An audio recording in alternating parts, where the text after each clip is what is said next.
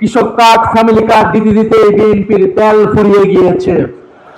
জনগণের চাপে, সেই সময় রাজনৈতিক বাস্তবতার চাপে তারা গণভোটে রাজি হলেও আমরা দেখতে পেলাম যে নির্বাচনের পর পর তারা গণভোটকে অস্বীকার করা শুরু করেছে। যেই বিএনপির জন্ম হয়েছিল গণভোটের মাধ্যমে, সেই বিএনপি আজকে জুলাই গণঅভ্যুত্থান পরবর্তী গণভোটকে অস্বীকার করছে। পারতপক্ষে বিএনপি তার অস্তিত্বকে অস্বীকার করতে শুরু করে দিয়েছে।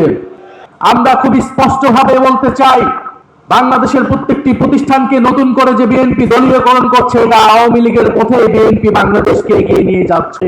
বিএনপি যদি আওয়ামী লীগের পথে, পুরনো স্বৈরাচারের পথে এই দেশকে এগিয়ে নিয়ে যেতে চায়, তাহলে বাংলাদেশের জনগণ আবারও রুখে দাঁড়াবে, বাংলাদেশের তরুণ সমাজ আবারও রুখে দাঁড়াবে, বাংলাদেশের জুলাই গণঅভ্যুত্থানে অংশগ্রহণকারী প্রত্যেকটি ছাত্র জনতা আবারও রাজপথে দাঁড়াতে বাধ্য হবে।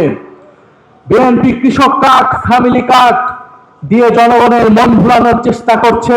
কৃষক কার্ড, ফ্যামিলি কার্ড দিতে দিতে বিএনপির তেল ফুরিয়ে গিয়েছে, জ্বালানি ফুরিয়ে গিয়েছে।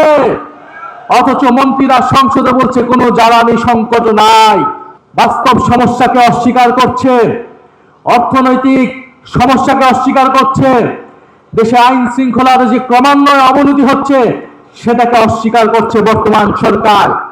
আমরা সর্বাত্মকভাবে এই সরকারকে সহযোগিতা করতে প্রস্তুত ছিলাম দেশের স্বার্থে, জনগণের স্বার্থে, কিন্তু বিএনপি সরকার সেই সকল সহযোগিতা নেওয়ার সকল দরজা বন্ধ করে দিচ্ছে।